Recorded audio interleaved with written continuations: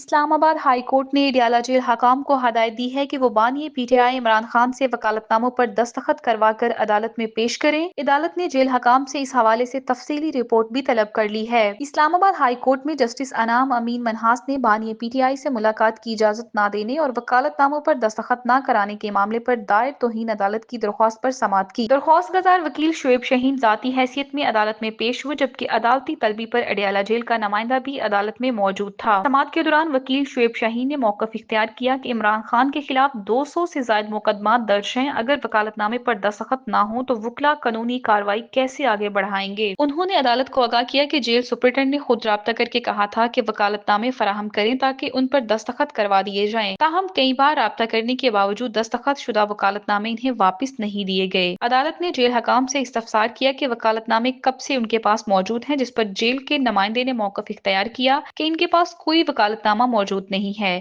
اس پر justice انعام امین منہاس نے ہدایت دی کہ وکالت نامے آج ہی دستخط کروا کر کل عدالت میں پیش کیے جائیں۔ عدالت نے جیل حکام کو مزید ہدایت دی کہ وہ اس معاملے پر تفصیلی رپورٹ بھی عدالت میں جمع کرائیں۔ بعد ازاں عدالت نے توہین عدالت کی درخواست پر مزید سماعت کل تک ملتوی کر دی۔